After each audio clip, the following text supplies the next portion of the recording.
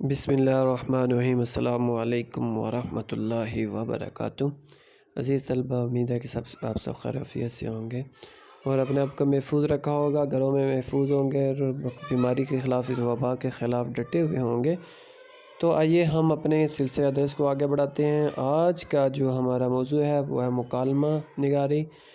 مکالمہ ہے دکاندار اور خریدار کے درمیان، اور اس کے ساتھ ساتھ کہانی ہے نا اتفاقی کا انجام۔ پچھلے دنوں ہم نے کہانی پڑھی تھی اتفاق میں برکت، تو آج ہم اس کا دوسرا حصہ نا اتفاقی کا انجام پڑھیں گے کہ نا اتفاقی کا کیا انجام ہوتا ہے، کس طرح نا اتفاقی قوموں کو کھا جاتی ہے، کس طرح نا اتفاقی جو افراد کو تباہ کر دیتی ہے۔ تو آئیے ہم اپنے سبق کی طرف بڑھتے ہیں۔ جی پیارے بچوں، صفحہ نمبر 79 پر ہمارا مکالمہ ہے دکاندار اور خریدار کے درمیان۔ یہ مکالمے جو 6 مکالمہ جات دیے ہوئے ہیں، ان 6 میں سے آپ کے امتحانات میں ایک مکالمہ آتا ہے اور 5 نمبر کا یہ مکالمہ ہوتا ہے۔ خریدار: السلام علیکم۔ دکاندار: وعلیکم السلام، آئیے تشریف لائیے۔ خریدار: آپ کی دکان میں رومال بھی ہوں گے؟ دکاندار: رومال ہی نہیں، جرابیں، بنیانیں، چھتریاں، سبھی کچھ ہے۔ خریدار: رومال دکھائیے، کوئی سستا سا ہو، سوتی سا ہو۔ دکاندار: یہ دیکھیے رومال نہایت نفیس اور نرم۔ خریدار: آپ نے جرابوں کا ذکر کیا تھا، وہ بھی دکھائیے۔ دکاندار: رومال کے متعلق کیا فیصلہ ہے، کتنے پیش کروں؟ دکاندار: جرابیں دکھائیے تو رومال کا فیصلہ بھی ہو جائے گا۔ دکاندار: یہ دیکھیے جرابیں ریشمی ہیں، ریشمی، کتنے جوڑے پیش کروں؟ خریدار: آپ مال دکھا رہے ہیں، قیمت نہیں بتا رہے، کیا آپ اپنی چیزیں بن داموں بیچتے ہیں؟ بن داموں کہتے ہیں بغیر پیسوں کے۔ دکاندار: ہاں صاحب، بالکل مفت، قیمت برائے نام رومال 80 روپے کا اور جرابوں کا جوڑا 120 روپے کا۔ عزیز طلبہ، یہاں پر ایک بات آپ نے یاد رکھنی ہے کہ جو مکالمہ آپ نے لکھنا ہے وہ جو ماحول کے مطابق لکھنا ہے، ایسا مکالمہ ہو جو ماحول کے ساتھ ہم آہنگ ہو۔ یہ نہیں ہے کہ آپ کوئی پرانا مکالمہ لکھیں، جو ایسا مکالمہ لکھیں جس میں آپ جرابوں کی قیمت 1-2 روپے بتائیں اور رومال کی قیمت 1 روپے بتائیں یا 1 سے بھی کم بتائیں، تو پھر ایسا جو مکالمہ ہوگا وہ ماحول سے ہم آہنگ نہیں ہوگا، وقت کے تقاضوں کو پورا نہیں کرے گا۔ تو اس لیے آپ نے جب قیمت لکھنی ہے تو قیمت جو موجودہ حالات کے مطابق لکھنی ہے، جیسے کہ موجودہ حالات میں چیزوں کی قیمت جا رہی ہے۔ تو آئیے ہم اپنے مکالمے کی طرف کو آگے لے کر جاتے ہیں۔ خریدار: میاں دکاندار، یہ قیمت تو بہت زیادہ ہے، ویسے رومال بھی نفیس اور جرابیں بھی۔ دکاندار: ہم اپنے مال کو چند پیسوں کے نفع پر بیچتے ہیں، کسی اور دکان سے دریافت کر لیں، پھر آپ کی تسلی ہو جائے گی۔ خریدار: رومال اور جرابوں کی صحیح قیمت بتائیے، میں کچھ اور چیزیں بھی خرید لوں گا۔ دکاندار: صاحب، ہماری دکان کا حساب باٹا جیسا سمجھیں، ایک زبان ایک دام۔ خریدار: اگر آپ سچ مچ درست کہتے ہیں تو مجھے آپ کی سچائی پر فخر ہے، اب میں سچی دکان چھوڑ کر جھوٹی دکانوں پر نہیں جاؤں گا۔ خریدار: پھر حکم کیجئے، آپ کی قدردانی کا شکریہ۔ خریدار: 5 رومال، 5 جوڑے جراب اور 1 چھتری بھی ڈال دیجئے، مگر اچھی سی ہو۔ دکاندار: یہ لیجئے، آپ کی تشریف آوری کا شکریہ۔ خریدار: رقم تو آپ نے نہ بتائی نہ وصول کی، شکریہ، مفت میں دے مارا۔ دکاندار: یہ لیجئے، بالکل 800 روپے ہی تو ہوئے۔ خریدار: یہ لیجئے 1000، اپنی رقم وصول کیجئے اور بقایا دے دیجئے۔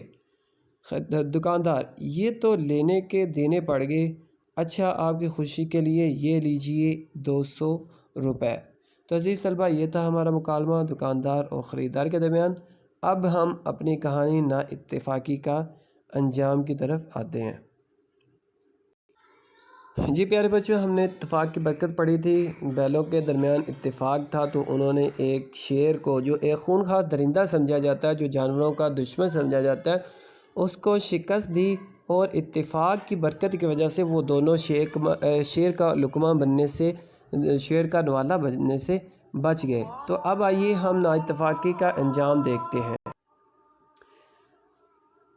اب دونوں بیلوں کی تھکن دور ہو چکی تھی، اپنی طاقت پر مغرور تھے۔ ایک دن شیر سے لڑائی کی باتیں کر رہے تھے۔ ایک بیل نے کہا، میری طاقت نے شیر کو بھگایا، میرے سینگوں نے اسے زخم پر زخم لگائے، تم تو بس اپنا بچاؤ کرتے رہے، دوسرے نے جواب دیا، واہ، اگر میں چستی سے اسے سینگوں پر نہ لیتا تو شیر تمہارا تیا پانچا ہی کر ڈالتا۔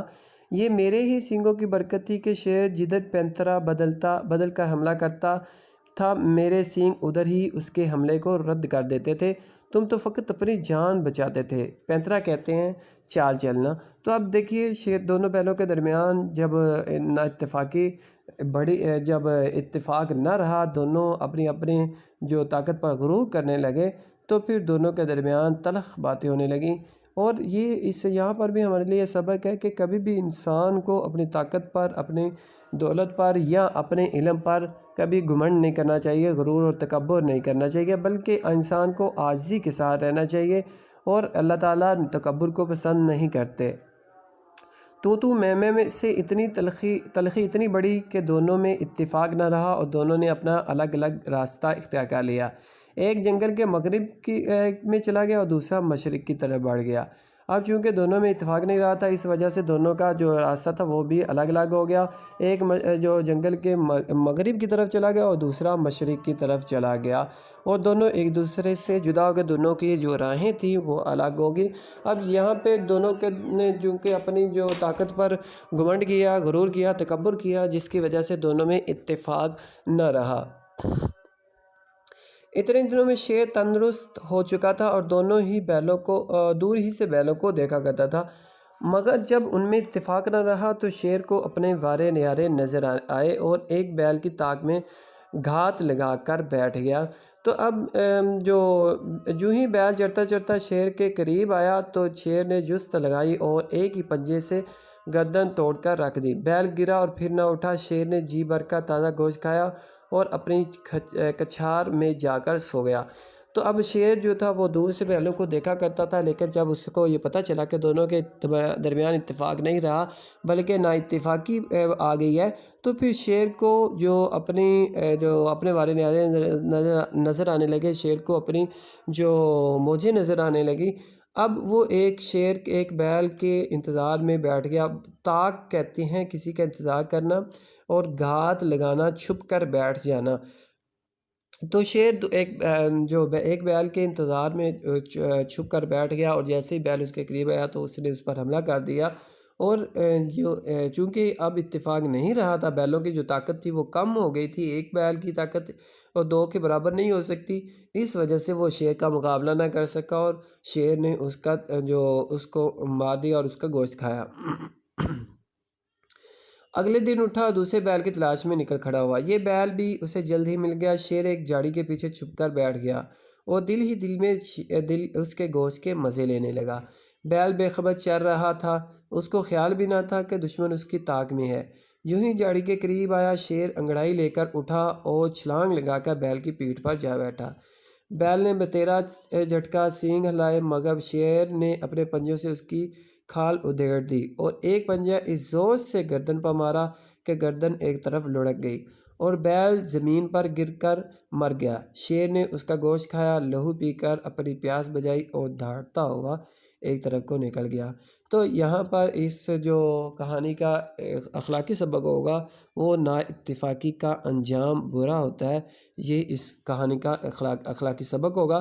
تو اس میں ہمارے لیے یہ سبق ہے، ہمارے لیے اس میں جو یہ نتیجہ ہے کہ جب تک ہم اتفاق کے ساتھ رہیں گے، باہم ہمارے درمیان اتفاق رہے گا تو ہم کامیاب رہیں گے، ہمارا کوئی بال بھی بیکار نہیں کر سکتا، ہمیں کوئی نقصان نہیں پہنچا سکتا۔ اس کی مثالیں ہم اپنی جو بحیثیت قوم، پاکستانی قوم بھی لے سکتے ہیں کہ ہندوستان نے رات کے اندھیرے میں چھپ کر 1965 میں حملہ کیا۔ اس وقت ہمارے درمیان اتفاق تھا، مشرقی اور مغربی پاکستان اکٹھا تھا، ایک تھا، تمام مسلمان پاکستان کے ایک تھے، تمام پاکستانی ایک تھے، تو انہوں نے دشمن کو شکست دی، دشمن کو ناکو چنے چبائے۔ لیکن اس کے بعد جب ہمارے اندر سے اتفاق اٹھتا چلا گیا اور 1971 میں جب دشمن نے ہم پر حملہ کیا تو ہم چونکہ اتفاق نہیں تھا، مشرقی پاکستان اور مغربی پاکستان کے لوگوں کے درمیان اتفاق نہیں رہا تھا، تو اس وجہ سے ہم دشمن کے حملے کی تاب نہ لاتے ہوئے اپنا ایک بازو جو تھا وہ کٹوا بیٹھے۔ تو اب بھی ہم اگر اپنے درمیان جو اتفاق نہیں رکھتے، اگر ہم اپنے درمیان جو تعلقات کو درست نہیں رکھتے، ہمارے درمیان اتفاق نہیں رہتا، یہ نا اتفاقی ہو جائے گی، تو بھی اب بھی ہمارا جو انجام ہے وہ اچھا نہیں ہوگا۔ پھر بچوں آج کی آپ کی ڈائری ہے مکالمہ دکاندار اور خریدار کے درمیان اور کہانی نا اتفاقی کا انجام، یہ آپ نے یاد کرنی ہے۔ اگلے سبق تک کے لیے اپنا بہت سارا خیال رکھیے گا۔ اللہ تعالی ہم سب کا حامی و ناصر ہو، آمین۔